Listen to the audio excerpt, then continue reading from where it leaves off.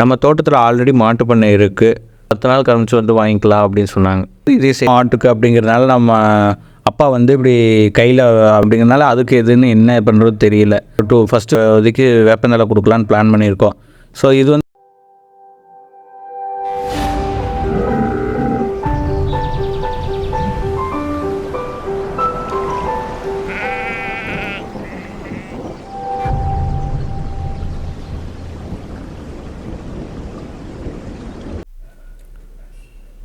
வணக்கம்.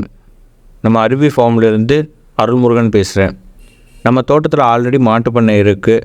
ஸோ அடுத்த கட்டமாக நம்ம ஆட்டு பண்ணையும் வைக்கலாம் அப்படிங்கிறதுக்காக நம்ம ஆடு வாங்கலான்னு பக்கத்து தோட்டத்தில் ஒருத்தவங்க ஆட்டுக்கு இடம் வச்சுருக்காங்க. அவங்கக்கிட்ட வாங்க வந்திருக்கோம். அவங்க எப்படின்னா எப்போது டெய்லி போய் மேய்ச்சிட்டு ஈவினிங் வேணால் கட்டி வச்சு கூண்டில் வச்சு ஒரு தட்டமாக போய் வளர்த்துறவங்க தான். பட் இவங்க ஆல்ரெடி நமக்கு முன்னாடியே தெரிஞ்சவங்க.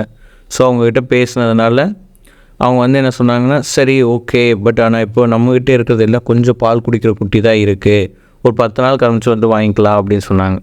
சரி நம்ம வந்து அந்த ஆட்டுக்குட்டியெல்லாம் பார்க்கலாமே, பார்த்துட்டு நம்ம பேசிக்கலாம் அப்படின்னு ஒரு கேட்டிருந்தோம்.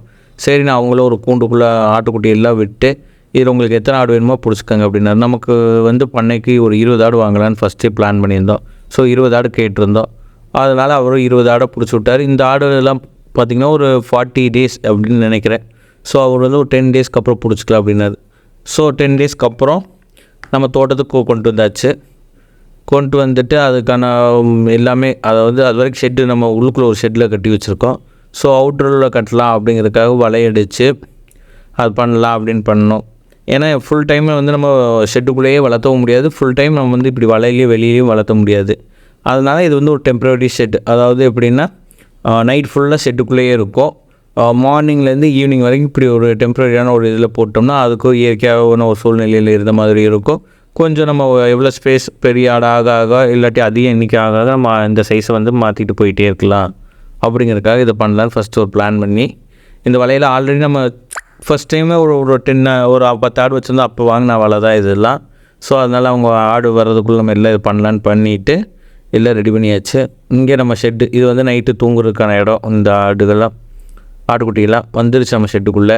சரி இனி வந்து நம்ம அந்த டெம்ப்ரரி ஷெட்டான காலையில் அதுக்கு எடுத்துகிட்டு போகலாம் அப்படின்னாங்க. ஆனால் வாங்குகிற இடத்துல என்ன சொல்லியிருந்தாங்கன்னா, ஒரு 2 டேஸ் வந்து நம்ம வேப்ப இலையை கொடுத்தா அது நல்லாயிருக்கும், அது கொஞ்சம் ஹெல்த்தாக இருக்கும் அப்படி. நம்ம ஆடு நம்ம தோட்டத்துக்கு வந்ததுலேருந்து ஒரு 2 டேஸ்க்கு வந்து வேப்பந்த இலையை கொடுத்துட்டே இருந்தோம்னா அது கழிச்சல் இது பழகிறதுக்கு எல்லாத்துக்கும் ஈஸியாக இருக்கும், அதுக்கு வயிற்றுக்கு நல்லா இருக்குன்னு சொன்னதுனால நாங்கள் ஒரு ஃபஸ்ட்டு 2 டேஸ்க்கு வந்து இப்போ இதுக்கு வேப்பந்தழை கொடுக்கலான்னு பிளான் பண்ணியிருக்கோம். ஸோ இது வந்து புது இடம் ஆட்டுக்கு அப்படிங்கிறதுனால நம்ம அப்பா வந்து இப்படி கையில் வேப்பந்தலையை கையில் வச்சுட்டு அதை அப்படியே கூப்பிட்டு போயிட்டு நம்ம அந்த ஷெட்டு வரைக்கும் பழக்கணும். ஏன்னா தினமும் டெய்லி இது மாதிரி டெய்லி இங்கே ஓப்பன் பண்ணால் நம்ம அந்த ஷெட்டுக்கு போகிற மாதிரி பழக்கணும் அப்படின்னு சொல்லிட்டு இருக்கோம். இதே ஃபஸ்ட்டு டே அப்படிங்கிறதுனால அதுக்கு எதுன்னு என்ன பண்ணுறது தெரியல. ஸோ அங்கிட்ட நான் அண்ணா வந்து இது பண்ணிக்கிட்டு இருக்காப்புல, நம்ம அப்பா அங்கிட்டு இருக்காரு. ஸோ அப்படியே பழகிட்டு ஆடு அப்படியே இது ஃபஸ்ட்டு டே நம்ம தோட்டத்துலேருந்து அப்படியே பழகிட்டு இருக்குது. அதுக்கு தகுந்த மாதிரி ஆடு கொஞ்சம் கொஞ்சமாக பார்த்து பழகிட்டு ஒவ்வொன்றா மூவ் ஆகிட்டுருக்கு.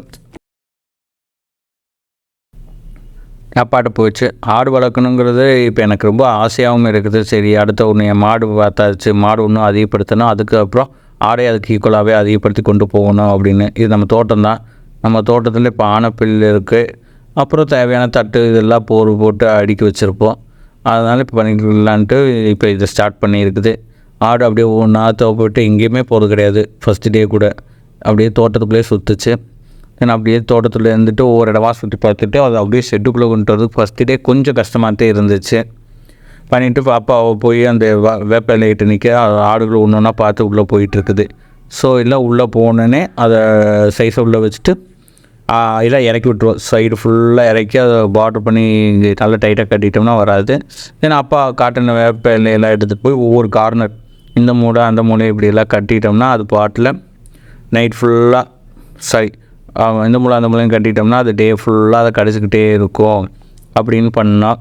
சரி இருந்தாலும் இவ்வளோ இடம் பத்தாது, ஆனால் நாங்கள் வந்து நிறைய டைம் போடுற பிளான் தான் இருந்தோம். இவ்வளோ இடம் பத்தாது அப்படிங்கிறதுக்காக ஒரு மூலை கட்டி விட்டுட்டு அடுத்து வந்து சரி நம்மகிட்ட தான் ஆனைப்பிள்ளை இருக்குல்ல, மாட்டுக்கு அடித்து போடுற மாதிரி இதே சேர்த்து போட்டுக்கலாம் அப்படின்ட்டு இருக்கோம். சரி இப்போதைக்கு டேஸ்ட்டு கொடுக்கலான்னு பார்ப்போம் அப்படின்னு சொல்லியிருந்தோம். ஆடும் இப்போதைக்கு ஒரு வேப்பந்தலையாக கடிச்சு பழகிட்டு இருக்கு.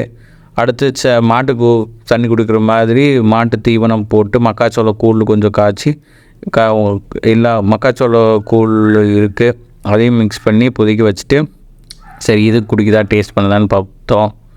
ஆடு ஃபஸ்ட்டு ஒரு ஆடு மட்டும்தான் வந்து பயப்படாமல் வச்சுச்சு. அடுத்த 2 ஆடு நம்ம அதுக்கப்புறம் எல்லா ஆடும் வந்து அந்த தண்ணி வந்து ஒரு 1 hour or 2 hours ஃபுல்லாக குடிச்சு முடிச்சிருச்சு. இப்போ அடுத்து தண்ணி சார் நல்லா நம்ம ஆடு தண்ணி குடிக்குது.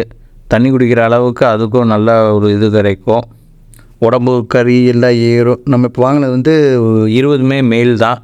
இந்த 20 வந்து இப்போ ஃபுல்லாக பக்ரீத் ஃபேஸ் பண்ணி இப்போ தான் வாங்கியிருக்குது. 20 குட்டியுமே வந்து ஆம்பளை குட்டி தான். ஆவரேஜாக ப்ரைஸ் பார்த்துட்டோன்னா ஒரு குட்டி வந்து இப்போதைக்கு நாங்கள் ஆவரேஜ் படி பார்த்தா 4900 வந்துச்சு 20 குட்டி சேர்த்தி. அப்புறம் சரி அப்படின்ட்டு அப்போ வந்து ஆனப்பை எடுத்து டெஸ்ட் பண்ணலாம் அப்படின்னு ஒரு நாள் அரைச்சார். நம்மகிட்ட சாஃப் கட்ரி இருந்து இப்போதைக்கு கொஞ்சம் நாள் ரிப்பேரில் இருக்குது, ஆனால் அதை அடுத்து பண்ணலான்னு இப்போதைக்கு டேஸ்ட் தானே பார்க்குறோம் அப்படின்னு இப்போதைக்கு சின்னதாக கட் பண்ணி போட்டு பார்த்தா சாப்பிடுதா டேஸ்ட்டு வந்து அதுக்கு என்ன பிடிக்குதா அப்படின்னு பார்க்கலாம். இப்போ இருந்தே கொடுத்து கொஞ்சம் கொஞ்சமாக டச்சில் கொடுத்து பழக்கினா தான் அது ஒரு டப்புன்னு நெக்ஸ்ட் மந்த் கூட சாஃப் கட் ரெடியானே ஃபுல்லாக அடித்து போட்டு பிளான் தான் இருக்குது. அதனால் இப்போதைக்கு கட் பண்ணிவிட்டு நானும் அப்பாவும் சேர்ந்து கட் பண்ணிக்கிட்டு இருக்கோம். சாப்பிட்டு தான் என்னென்னு தெரியலேன்ட்டு இருக்கும் போது பார்த்தோம். கொண்டு போயிட்டு அப்படியே ஆட்டுக்குள்ளேயே வச்சதுக்கப்புறம் எல்லா ஆடும் எப்பயும் போல தான். இப்போ ஃபஸ்ட்டு டேங்கிறதுனால பயத்தில் ஒன்று கிட்ட வந்துச்சு தண்ணி குடிக்கிற மாதிரி பாருங்கள். அப்படியே வச்ச தண்ணி ஒரு 1 hour கூட இருக்காது, தண்ணி முக்கால்வாசி குடிச்சிருச்சு.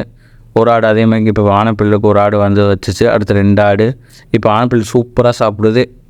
இப்போது இந்த வீடியோ போடுறது வந்து 5 daysக்கு அப்புறம் தான் இதை எடிட் பண்ணியிருக்கோம். இப்போ வந்து ஆடு நல்லாவே சாப்பிடுச்சு, நல்லா பழகிடுச்சு. அடுத்த வீடியோ வந்து சீக்கிரத்தில் அப்டேட் பண்ணிடுவோம். அதில் வந்து கொஞ்சம் ஆடு அடுத்த சேட்டையிலாம் பார்ப்போம்.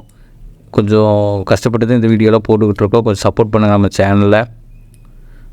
இது மாதிரி ஆடு வீடியோ ஃபுல்லாக நாங்கள் ஃபஸ்ட்டு ஸ்டார்டிங்லேருந்து பிகினிங்லேருந்து எப்படி வளர்த்தோம், இப்போ 4900 இந்த ஆடு வாங்கியிருக்கோன்னா இது வைக்கும்போது என்ன ரேட்டுக்கு விற்றோம், பக்ரீத்துக்கா இல்லை எப்படிங்கிறத உங்களுக்கு நாங்கள் அப்டேட் பண்ணிக்கிட்டே இருக்கோம் வீக்லி 2 வீடியோஸில். பாய்.